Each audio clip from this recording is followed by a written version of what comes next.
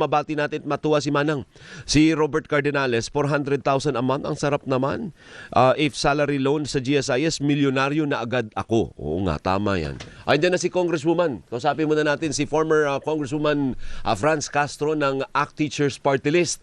Kong, magandang umaga sa inyo, Kong Franz. Magandang umaga, Alvin, at sa inyong mga taga-subaybay. Naku, nakalagay po yung pangalan po ninyo dito. Kasama nyo si Brosas. Pati si, sino pa bang kasama mong party list dito? Si Raul. Si Raul Manuel. Ay, oo. Andun din si Oo. Kaming tatlo. Kayong tatlo, Kabayan. sinama kayo na nakatanggap di umano ng limpak-limpak na delivery ng salapi. Ano reaksyon nyo, Maleta. former Maleta, former Congresswoman Franz? Anong reaksyon nyo? Hindi namin ina-expect ito, no? Pero nung ina-analyze namin kung saan ang sources, ay alam na namin kung ano yung motibo nitong unsigned na statement, no, ng mga sinasabing mga Marines daw. So unang-una pa lang, Alvin, questionable na yung mga sources, di ba? Yung kanilang mga pagkatao. Pangalawa, parang lack of personal knowledge. Kasi sinasabi nila, mga nakikita nila kami sa TV, di ba? O nakikita nilang palabas-pasok kami sa HOR, di ba? Parang may mga ganon. So syempre, ganon talaga kami sa House of Representatives. At saka isa na naman itong pusit, no? Yung sinasabi nating pusit tactics na para ilihis lang yung usapin sa ito, yung tinitignan natin, yung usapin sa ICC, yung confirmation of charges, no, sa kay Pangulong Duterte, at saka yung nalalapit na hearing, no, ng impeachment ni Sara Duterte.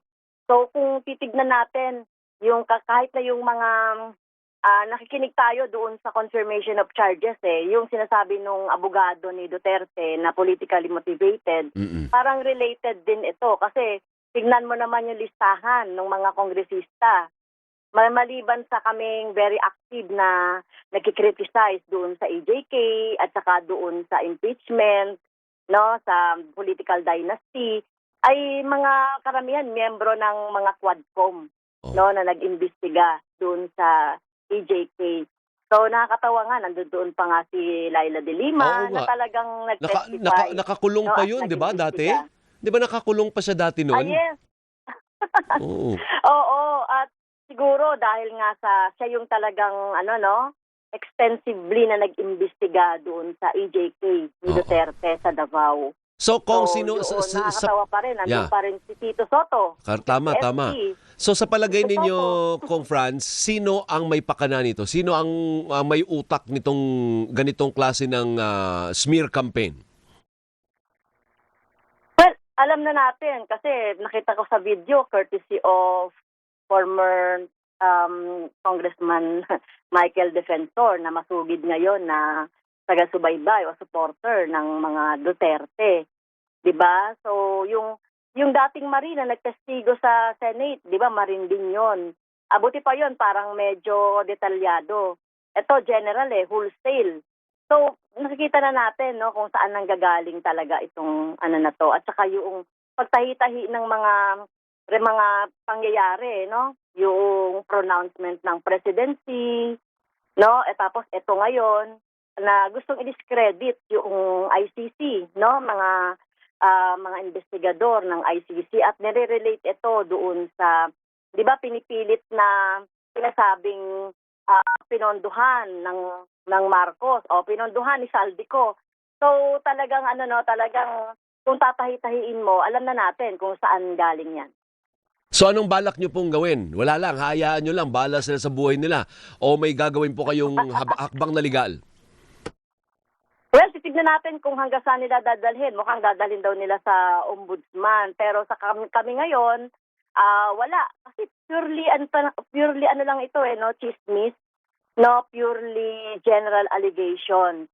No, hindi kami matitinag, Alvin, doon sa focus natin, doon sa pagpapanagot kay Sara Duterte through doon sa impeachment at paghingi ng hustisya doon sa mga biktima, pamilya ng mga EJK na nanggaganap ngayon yung hearing sa ICC, at saka syempre itong aming bill on political dynasty. Sige. Kaya hindi kami natitinag doon, no? Hindi kami madidistract.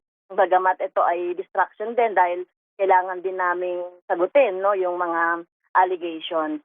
Sige. So wala pa kami ngayong balak na mga legal. Okay. Thank you, Kong. Maraming salamat po. Mabuhay po kayo. Thank you po. Thank you, Alvin. Maraming salamat si former Representative Franz Castro ng ACT Teachers Party List. Magandang umaga din po sa kay former representative nakamonitor pala si Kaloy sa'yo, Congresswoman Franz Kaloy Zarate. Sabi niya masadya ibig sabihin ng masadya po, masayang happy birthday kay Attorney Jojo Alave. People's lawyer po yan ng Kidapawan City. Masaya na, happy pa. Sabi naman ni Eric Galang, in fairness, magandang title ng Hollywood B-movie, 18 Marines. Ay ganong anggulo ka na. Ako, ang kinatatakot ko talaga yung issue ng, yung sinabi ni Senator Ping, distab. Hindi titigil hanggat hindi nag-collapse itong gobyerno. Hindi dahil ako ay sumusuporta sa Administrasyong Marcos at hindi po. Pag nagkaroon po ng distab at natapol yung government, hindi lang po Marcos yung maapektuhan. Lahat po tayo. Pag nag-collapse po ang ating ekonomiya, lagot po tayo. Sinasabi ko, apektado po tayong lahat. Ayaw po ng mga negosyante yung ganyan na maapektuhan po yung ekonomiya. Si Wena IC, magandang umaga sa iyo.